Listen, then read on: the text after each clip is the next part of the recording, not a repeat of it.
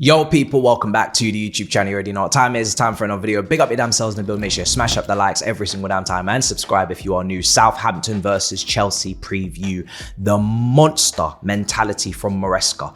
This guy is trying to reset the psyche and the mentality of the squad. He's saying, you guys are not going to get complacent with me. I have seen it all too many times.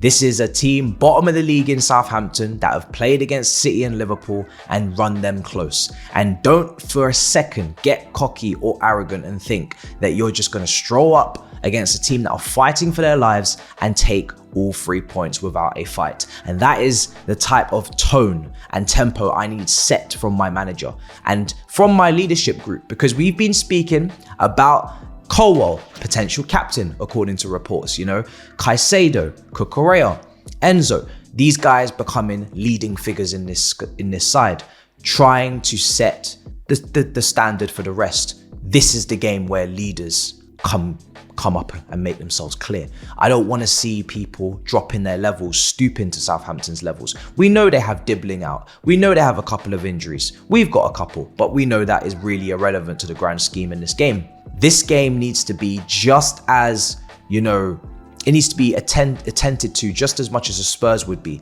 The press needs to be just as really intense as it was at the weekend.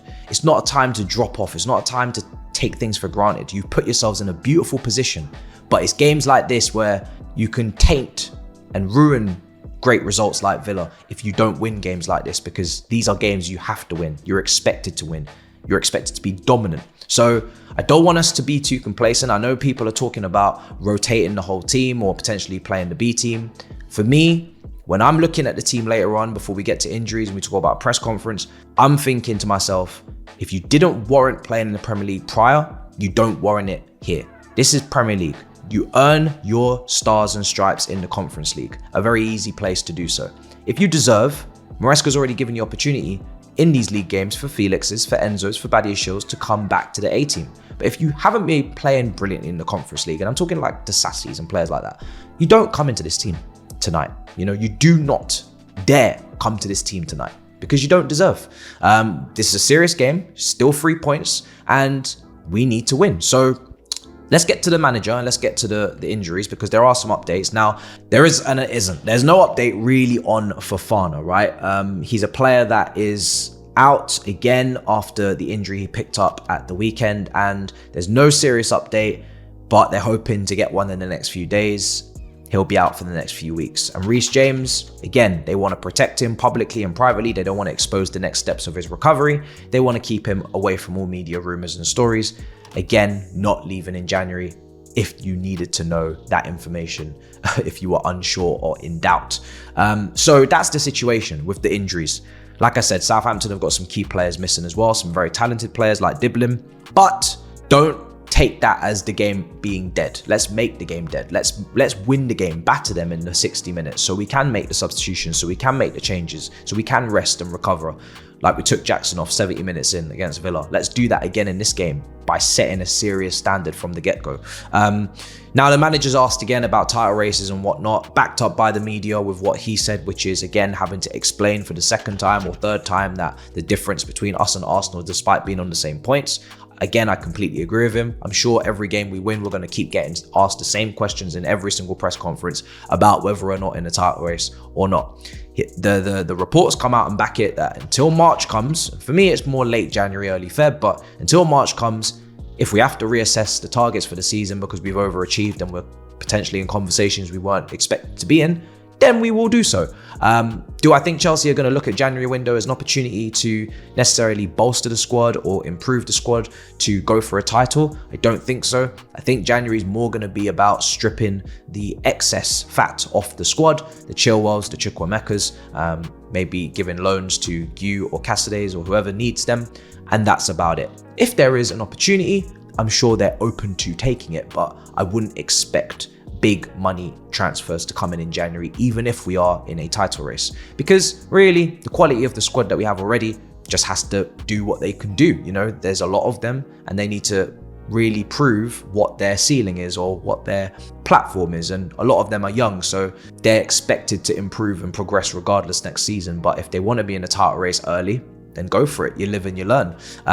You're not going to see Chelsea signing 28, 29, 30-year-olds in January to try and piece together a title-winning team on the fly. So let's get into the team I'd select. Let's not waste any time because, yeah, I feel like I'm going to put out something that is pretty damn strong. Let's see. Okay, so let's get going with the tactical pad. I've got Sanchez in goal to start with. This is one of those games that I would have highlighted towards the back end of the year, that maybe Jorgensen could have started because it is a lesser opposition, and I feel like Jorgensen and Sanchez, there's not a massive gap, it's not a massive risk, but Sanchez played very well at the weekend, so I'm not really gonna spend much time on talking about who starts in goal. At the end of the day, if we're to do what we do in possession, we shouldn't really need to be seeing the goalkeeper all too much in this game.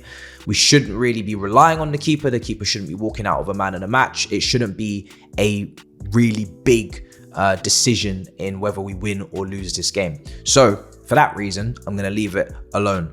Now, going further forward, I did take out Lavia and Neto because I feel like those are two players that have injury pasts and are more fragile and are more, frail and need to be looked after at the end of the day. And I feel like we have the squad depth to allow us to do so without weakening the team significantly. So I've done that. I've kept Caicedo in, sorry. I've kept Enzo in as well, if I can just swap him and Palmer, purely because I feel like momentum is very important. Sometimes we overthink these things. We think, we have to rotate everybody, keep everybody fresh. If players are playing well, players want to play. You ask any player, if they're playing well and they're durable, which some of them aren't, and I've taken them out, but the players that are durable and they're playing well, they're on high confidence, they are looking forward to the game as much as I am and as much as you are. I don't want to keep taking people out, putting people in because we've got a squad that we need to rotate.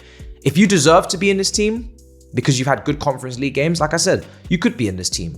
But if you're not, Shamrock Rovers and Asthma Attack will be there for you later on in the month. I want to win this game, and I want to win this game really by the 60th, 65th minute. So I'm keeping the quartet in the center of the park where we could really dominate, and we should really completely dominate, pretty damn strong. Cucurella, I've got him higher up. I've put Vega in just to keep Colwell at center back, and to put Badiashile in there as well. Now, if the manager trusts Tosin as a wide defender, he could easily just put Badiashile on the left and he could put Tosin on the right. I wouldn't play Disasi in this game, for obvious reasons, but if you want to go like that, you can, right? Badiashile came on for Fofana at the weekend. He played right side centre back. He's played there before. I don't really mind which one they go with, either Vega or Tosin. I'm thinking in that mold. But yeah, it's Cucurella for me. It's Caicedo. If you want to look at it as Caicedo coming from right back, you definitely can. But this is why I had Vega in the team over Tosin, because it just means that you've got a fullback at fullback instead of a centre back, and it's a little bit more attack minded. So it's less centre backs, but it's a little bit more attack minded to have someone like Vega there, and then it might look like this, right? That's how you shift it. So, but Enzo stays in that right channel, in that pocket. He played really well in. I don't want to move him into the pivot and make him more restricted next to Caicedo or next to the inverted fullback. I want him to still have the freedom to play in the forward part of the pitch and get goals and get assists, especially like a team against Southampton. Goals and assists are going to give Enzo confidence, whether he's that type of player or not, whether we see him as a deep line playmaker or a switcher or a passer. If a player like Enzo, who's been under the microscope, gets goals and assists and gets to do his celebrations, he's going to be more confident than not. So I want to keep him amongst the goals. I want to keep him amongst the assists. He's got a great final ball. He's got a shot on him when he wants to have it, right? And he's had some nice finishes. So I'm trying to breed that. I'm trying to keep going with you got finishes, you gonna keep finishing. Do you know what I mean? I don't want to take that away from you. Please keep getting your goals, sir. So Jackson I've got up front because I don't really like Nkuku up front, as I've told you this guys many times before. I know Jackson's on the risk of getting a yellow card. You have a 1-to-1 with Jackson, man to man, and you say, you're my striker. I depend upon you. You're having a really good season. I praised you in the last presser after the game. Do me a favor, as a striker, don't get yourself booked. You don't have to lunge into tackles. You don't even really need to make tackles. All you need to do is move into spaces, mark zones, and position yourself for press. You don't need to do anything apart from that. You can intercept passes, as we saw with Martinez, the goalkeeper, playing it to him. You intercept and you dribble and you go for the jugular. Don't get booked. We're going to try and win the game early. That's why you're here. We'll get you off early. If we're winning the game comfortably, then you're ready for Tottenham. keep your goal scoring momentum going as well. So I'd play Jackson. I know that's unpopular. I've heard a lot of people say, no, I'm not risking it. I trust Jackson as a man who's done all of his immaturities and nonsense last season. If I speak to him, I look him in the eye, into this lens, and I say, Jackson, I need you to behave, right? You're my guy. Do as you're told. I'm saying he's gonna do it, right? I'm gonna trust him to do it. I've rotated the wingers. I've got Madueke and Felix. Personally, you could go Sancho from the start again. We saw, where is Sancho? Sancho Lini, do you exist? Are you even on here? Where is this guy? There he is. Sancho could start because we saw in the Conference League on the right hand side, he had great decision making, really good assists, couple cutbacks, and he's just a player that in the final third is really good at making the right decisions, slowing the game down to his tempo and doing what needs to be done, especially against Southampton team that's probably gonna be pretty deep. I know they're gonna play out from the back and we can press them from high, win the ball, score tap-ins, score for fun. That's Southampton's main weakness under Russell Martin. They don't know when enough is enough. They'll play out from the back until their heart's content. They'll never be able to stop it. And as long as you press them, if we press to the same level we press against Villa, we're going to score goals for fun. But Sancho, yeah, his decision making is probably better than Madueke's. He's got a better weight of pass than Madueke. So that could be your option for cutbacks against a low block. Felix on the left-hand side. I feel like Felix deserves to start after the Leicester performance. He was unlucky not to start the weekend. I'd like to see him back in the team.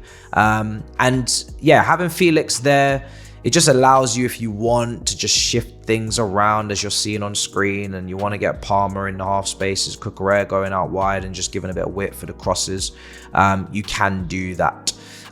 So yeah, it's one of those ones. It's fluid, it's flexible. This is a team that are going to have a lot of the ball. I know Southampton, if we let them play, will play, and they will have the ball too, but I think I can trust us to press, to put the work in, to win the ball back, and to start to show the quality, especially with their injuries, and win the game. And then if we win the game, nice and early, you can get in Cuckoo's on. You can get, you can get Mudrik's on. You can get these other guys on.